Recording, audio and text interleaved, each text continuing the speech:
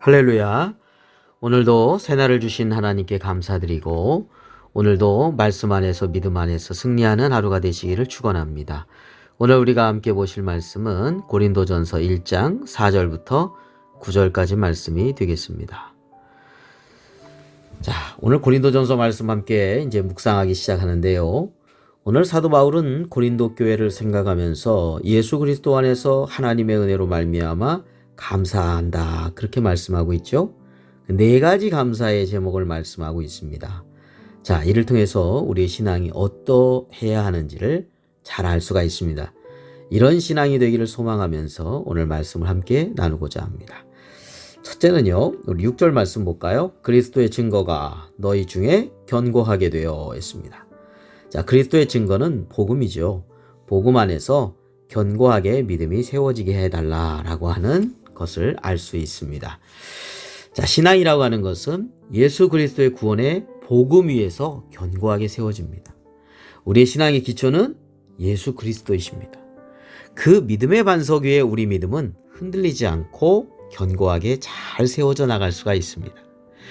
자, 우리의 믿음이 예수 그리스도를 바라보며 예수 그리스도 위에서 세워지는 온전하고 견고한 믿음이 되시기를 축원합니다. 자, 두 번째로는 천국의 소망을 가지고 살게 하소서입니다. 자, 오늘 7절 말씀 볼까요? 너희가 모든 은사의 부족함이 없이 우리 주 예수 그리스도의 나타나심을 기다림이라 했습니다. 우리 주 예수 그리스도의 나타나심은 주님의 다시 오심이지요. 그날과 그 시는 알지 못하지만 우리는 늘 깨어 기도하고 그날을 사모하면서 살아가야 하겠습니다. 자, 이것은 천국을 소망하는 것을 말합니다. 자, 이 세상은 저 영원한 본향을 생각할 때 나그네 생활이라고 할 것입니다. 자, 우리는 그 영원한 천국을 사모하면서 현명한 지혜로운 다섯처녀처럼 준비된 모습이어야 하겠습니다. 그리고 그 나라에 들어가기를 사모하여야 하겠습니다. 자, 세 번째로는요, 우리 8절 볼까요? 주께서 너희를 우리 주 예수 그리스도의 날에 책망할 것이 없는 자로 끝까지 견고하게 하시리라 했습니다. 자, 신앙생활은 언제까지냐면 주님 앞에 서는 날까지입니다. 우리가 신앙생활하는 데 있어서 끝까지 믿음을 지켜나가는데 주님 앞에 서는 날까지, 저 영원한 천국에 이를 때까지 우리의 신앙은 거룩한 모습으로 오늘 말씀에 있는 것처럼 책망할 것이 없는 자로 끝까지 견고한 신앙을 유지해 나가야 됩니다. 자, 주여 주여 한다고 해서 천국에 들어가는 것이 결코 아니라고 했습니다. 다시 말하면 우리가 세례를 받고 교회 다닌다고 해서 다 천국에 들어가는 건 아니란 얘기입니다. 그거부터 시작입니다. 오직 하나님 아버지의 뜻대로 행하여야 천국에 들어갑니다. 자, 우리의 믿음이 세례받고 믿음으로 이제 하나님의 자녀로서 시작합니다. 거기서 끝까지 하나님 아버지 뜻대로 살아가야 됩니다. 우리가 천국 백성으로서 구원받게 이르기까지, 자, 우리가 구원받았다 하지만 이걸로 끝이 아닙니다. 그 다음에 아버지 하나님의 뜻대로 주님 앞에 서는 날까지 그 믿음을 지켜야 됩니다. 그래서 사도 바울이 믿음의 선한 싸움을 다 싸우고 믿음을 지켰으니 하면서 의의 면류관을 바라본다고 말씀하지 않았습니까? 우리 주님의 보좌 앞에 생명책이 있는데 우리의 이름이 지워지지 않아야 돼요. 그러려면 매일매일의 삶에 죄를 회개하는 삶이 되어야 한다는 것이죠. 자, 그래서 면류관을 얻게 되는 그런 진짜 하나님 앞에 인정받고 천국 백성으로서 우리는 살아가야 된다는 것입니다. 자, 오늘 고린도 교회 사도 바울은요, 우리 주 예수 그리스도의 나라에 책망할 것이 없는 자로 서기를 믿음의 눈으로 바라보면서 믿음의 소망을 그들에게 주고 있는데요. 우리 또한 마찬가지입니다. 매일매일 하나님 앞에 죄악된 모습이 있을 때마다 회개해야 됩니다. 생각의 죄, 말의 죄, 이런 모든 행위의 죄들을 다 회개하고 거룩한 모습으로, 새로운 모습으로 새로워져야 된다는 거죠.